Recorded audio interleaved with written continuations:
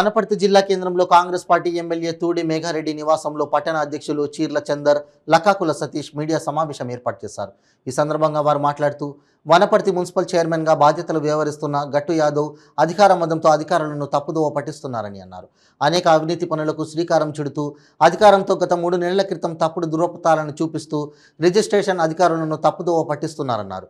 కొన్ని ప్లాట్ల రిజిస్ట్రేషన్ ప్రక్రియలో భాగంగా ఒక్కో డాక్యుమెంట్ రిజిస్ట్రేషన్కు దాదాపు 2 లక్షల రూపాయలు ఖర్చు రాగా తప్పుడు ధృవపత్రాలను చూపిస్తూ 30,000 రూపాయలు ఖర్చు అయ్యే విధంగా మున్సిపాలిటీకి వచ్చే ఆదాయాన్ని గండి కొడుతున్నారన్నారు. ఈ సమావేశంలో councillors B Venkateswarlu, Sumitra Yadagiri, Cheerla Satyam Sagar, Vibhuti Narayana, Sujatha, Ravi Yadav, co option, Khairin Begum, Shafi, Wanaparthy assembly social media coordinator D Venkatesh, OBC పట్టణ అధ్యక్షులు బొంబాయి మన్యంకొండ, వనపర్తి ఎస్టీ సెల్ అధ్యక్షులు ఎల్లయ్య, దేవయ్య నాయుడు, మల్లిరెడ్డి, తిరుపతయ్య తదితరులు పాల్గొన్నారు. ముఖ్య కారణం అంటే మున్సిపల్ చైర్మన్ గారికి ఒకటే ఒక సూటి ప్రశ్న వేయాల్సుకున్నాం.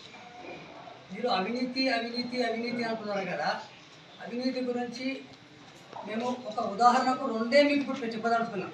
ఆయన చేసిన అవినీతి సరే కొంచెం గతంలో చేసింది అది ఏమున్నది, అది ఏం కథ అనేది మనకు బిజినెస్ కమిటీ వస్తుంది, అన్ని వస్తుంది, దాని ప్రకారం చూస్తున్నారు. కానీ మేము మున్సిపల్ చైర్మన్ కానీ గట్టు కానీ మేము ఒకటే ఒక స్టేట్ ఫార్వర్డ్ క్వశ్చన్, అయ్యా మీరు అవినీతి అని ఎక్కడో జరిగిందని చూపిస్తారు. మన యొక్క మున్సిపాలిటీలో గత 4 ఏళ్ళ నుంచి నడుస్తున్నారు కదా మీ ప్రభుత్వము, మీ యొక్క ఆధ్వర్యంలో మున్సిపల్ నడుస్తున్నారు కదా, మీ దగ్గర ఎన్ని రకాలుగా అవినీతి జరిగిందో మేము నిరూపించడానికి సిద్ధంగా ఉన్నాము. దానిలో భాగంగా మీకు కేవలం ఒకే ఒక ఎగ్జాంపుల్ విత్ ఫోటోతో సహా చూపిస్తాను. వనపర్తి పట్టణంలో మనకు చందాపూర్ రోడ్లో గల 1131 సర్వే నెంబర్ ఉన్నది. ఆ యొక్క సర్వే నెంబరు 1982లో దాదాపుగా ఒక లేఅవుట్ కొరకు వాళ్ళు పర్మిషన్ తీసుకున్న మాట వాస్తవం. కానీ ఆ దానికి పర్మిషన్ తీసుకున్న వాస్తవం దానిలో ఏముంటుందంటే పర్మిషన్ మన మున్సిపాలిటీకు 10% కానీ 20% కానీ మన ఏదో ల్యాండ్ వాళ్ళకి అప్పచెప్పాలి, అప్పచెప్పాలి. అయితే ఆ పర్మిషన్ అట్లనే పెండింగ్ పడిపోయింది. దాన్ని బూచిగా చూపిస్తూ 25/9/2023 25/9/2023 రోజు వాళ్ళు ఆథరైజ్డ్ లేఅవుట్ కింద పర్మిషన్ ఇవ్వడం జరిగింది. ఇది కేవలం ఒకే ఒక లేఅవుట్ ఒక ప్లాట్ పర్మిషన్ మాత్రమే. ఇది మామూలుగా లేఅవుట్ పర్మిషన్ ఉందని చెప్పి వీళ్ళకి పర్మిషన్ ఇవ్వడం జరిగింది. కానీ దీనికి ఎలాంటి లేఅవుట్ పర్మిషన్స్ లేవు. దీనికి దాదాపుగా మనకు గవర్నమెంట్కు 2,32,000 రూపాయలు యాజ్ పర్ ఛానల్ కట్టాల్సి ఉన్నది. దాదాపుగా 2,32,000 ఒక్క ప్లాట్ పర్మిషన్ కొరకు 2,32,000 రూపాయలు మనం పర్మిషన్ కట్టాలి. కానీ ఇది పాత ఒక ఫేక్ ఎల్ఆర్ఎస్ చూపించి కేవలం 30,000 రూపాయలు మాత్రమే, కేవలం 30,000 రూపాయలు మాత్రమే చూపించి వీళ్ళు పర్మిషన్ జరిగింది. ఇట్లా ఇవి 7 పర్మిషన్లు ఇచ్చారు. మొత్తం టోటల్గా 7 పర్మిషన్స్ విత్ ప్రూఫ్తో సహా మా దగ్గర ఉన్నాయి. 7 పర్మిషన్స్ అంటే అసలు 14 లక్షల రూపాయలు ప్రభుత్వ ఆదాయానికి గండి కొట్టిరు. మీరు ఫస్ట్ మీరు దీనికి సమాధానం చెప్పండి. దీనికి మేము ఎప్పుడైనా సరే ఏ చౌరస్తాకైనా మీరు డేట్ ప్లేస్ మీరు ఫిక్స్ చేయండి, మేము వస్తాము విత్ ప్రూఫ్స్. ఒకవేళ మేము నిరూపిస్తాం ఇది ఫ్రాడ్ జరిగిందని నిరూపిస్తాం. మేము ఒకవేళ మీరు ఫ్రాడ్ జరగకపోతే మీరు రాజీనామా చేస్తారా? మేము సుత్తి లేకుండా సింపుల్ క్వశ్చన్ వేస్తాం. మేము మీరు హాస్పిటల్ ప్రకారంగా ఇచ్చారు. ఇట్లా ఓన్లీ ఇది ఒక ఉదాహరణ మాత్రమే, ఒకటి ఇలా కల్లోలో ఉన్నాయి మీ యొక్క మున్సిపాలిటీలో. మీరు మీ యొక్క మున్సిపాలిటీ బట్టి మాకు అలా అవినీతి జరిగింది, మాకు రైట్ లెఫ్ట్లో అవినీతి జరిగింది, అలా జరిగిందని. రైట్ లెఫ్ట్ ఎవరి గవర్నమెంట్ హామీ జరిగిందని? టీఆర్ఎస్ గవర్నమెంట్ హామీ జరిగింది. ఆ రైట్ లెఫ్ట్ అని మనం రివైజ్ ఎస్టిమేట్స్ ఎవరు చేస్తారు? అధికారులు చేస్తారు, సంబంధిత ఎమ్మెల్యే కానీ సంబంధిత మంత్రి కానీ చెప్తే మాత్రం చేస్తారు. చేయండి. మేము బహిరంగ చర్చకు విత్తు మీరు అభివృద్ధి చేసుకుంటాం. మా మేఘారెడ్డి గారి మీద మా ఎమ్మెల్యే గారి మీద అభివృద్ధి చేసినట్టు ఎంతవరకు వాస్తవం? ఇది మన సత్తబాయలో మన ఎమ్మెల్యే కమిషన్ పక్కన విజయ్ ఆయిల్ ఫామ్ ఉందండి. ఇది ఓన్లీ మన చైర్మన్ గారు 30 సంవత్సరాలు లీవ్ తీసుకోవడం జరిగిందండి.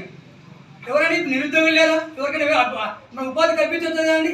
అది లేకుండా ఉద్యమకాలు ఎంతమంది ఉన్నారు అందరికీ అవకాశం కల్పించవచ్చు కదా, ఉపాధి కల్పించవచ్చు కదా. అది లేకుండా సొంత ఓన్లీ వాళ్ళ కొరకు తీసుకొని 30-30 ఇయర్స్ అగ్రిమెంట్ చేసుకోండి, లీజ్ అగ్రిమెంట్.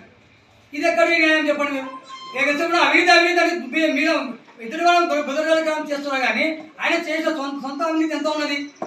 దీని మీద మీరు బహిరంగ సిద్ధంగా ఉన్నాం. మేము కూడా దాదాపు మన హాస్పిటల్ ముందర షాపింగ్ కాంప్లెక్స్ అవి కూడా కోని ఆయన అనుచరులకు కేవలం ఆయన అనుచరులకు అది రిలీజ్ ఇచ్చాడు.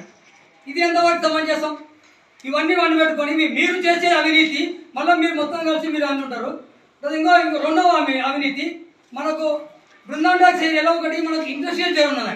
ఇండస్ట్రియల్ జోన్ ఉంటే గత 6 నెలల కిందట అది రెసిడెన్షియల్ జోన్గా మనకు మార్చింది. రెసిడెన్షియల్ జోన్గా మార్చిన తర్వాత కూడా ఒక పర్మిషన్ కొరకు 137 సర్వే నెంబర్ 137 సర్వే నెంబర్లో అది రెసిడెన్షియల్ జోన్ కాదు కమర్షియల్ జోన్ అని చెప్పి 20 లక్షల రూపాయలు దండుకోవుతారు లఘుశెట్టి శ్రీనివాస్ ద్వారా. ఫేక్ ఎల్ఆర్ఎస్ పెట్టి ఆడతారు. దాని కూడా ప్రూఫ్ ఉన్నది. ఫేక్ ఎల్ఆర్ఎస్ పెట్టి అతని దగ్గర 20 లక్షల రూపాయలు లంచంగా తీసుకొని కేవలం 11 లక్షల ఫీజు కట్టించుకొని ఒక్కరోజు మాత్రం అప్రూవల్ ఇచ్చారు. కేవలం ఒకే ఒక్క రోజున మున్సిపల్ గారు యాజ్ పర్ దాని ప్రకారంగా అప్రూవల్ ఇచ్చారు. అప్రూవల్ ఇచ్చిన తర్వాత అతను ఏం చేసి ఆ అప్రూవల్ డౌన్లోడ్ చేసుకున్నాడు. డౌన్లోడ్ చేసుకున్న తర్వాత ఒక్క రోజుకే అతను డౌన్లోడ్ చేసుకున్నాడు. ఆయన కార్యక్రమం చేసుకున్నాడు. మళ్ళీ ఒకటే రోజుకే మనం దాన్ని రిజెక్ట్ చేసి పెట్టాడు. ఇన్ని అవినీతులు ఉన్నాయి మున్సిపాలిటీలో. ఇవన్నీ వదిలిపెట్టి ఆడ అవినీతి జరిగింది. ఈ అవినీతి ఫస్ట్ నీ అవినీతి మేము భాగవతం బయటపెడతాం ఖచ్చితంగా. రోజులు ఏం దూరం ఏం లేవు. ఇవన్నీ దేనికైనా చర్చకు సిద్ధంగా ఉన్నాం. తొందరగా దగ్గరలో ఉన్నాయి. ఈ విషయంలో మేము ఖచ్చితంగా మేము ఏ చర్చగా సిద్ధం. ఏ చోరస్తాం మేము ప్రూఫ్తో మేము ఉన్న కొత్త మా ఉన్న నాయకులు కూడా మేము వచ్చేస్తాం. లెక్కలు అట్లా పోయిందని కాకుండా మీకు డైరెక్ట్ చూపిస్తాం. దీని గురించి మీరు స్పందించండి. డేటు టైము మీరే ఫిక్స్ చేయండి. మేము రెడీ చర్చకు, బహిరంగ చర్చకు రాజీవ్ చౌక్లో కూర్చున్నాం. ఇంత అవినీతి జరిగింది కదా, దీని గురించి ఏం సమాచారం చెప్పు.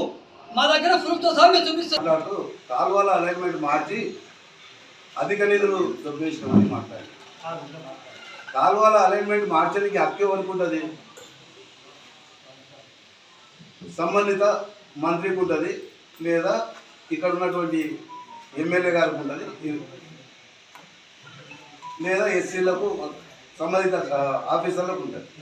అలైన్మెంట్ మార్చమని ఒక కాంట్రాక్టర్ చెప్తే మారుస్తాడా? ఇంత బుద్ధి తక్కువ మాటలు మాట్లాడడం ఎంతవరకు సమంజసం? ఆయన అంటూ నల్లజరువు మీద సమాచార చట్టం పెట్టి ఏదో తీసుకొని వస్తాను. దానికి సమాచార చట్టం అక్కర్లేదయా? మీ నాయకుడిని అడిగితే తెలుస్తుంది. ఆ నల్ల చెరువు పూర్తి చేసింది ఎవరు, ఆ ట్యాంక్మెంట్ పూర్తి చేసింది ఎవరు, దాని మీద బిల్లులు ఎవరు తీసుకున్నారు అనే విషయాన్ని మీ నాయకుడిని అడిగితే తెలుస్తుంది. ఇంత దూరం సమాచార చట్టం మళ్ళీ పెన్ను పేపర్ ఇవన్నీ వేస్ట్. ఆ రోజు కాలువల విషయాల్లో ఎందుకు తొందరపడి చేసినంటే పెద్ద మందడి గన్పూర్కు వనపర్తి కాన్స్టిట్యున్సీ ప్రజలకు ఎంత తొందరగా మేఘారెడ్డి గారు తొందరపడి తొందరగా పనులు పూర్తి చేసిండు.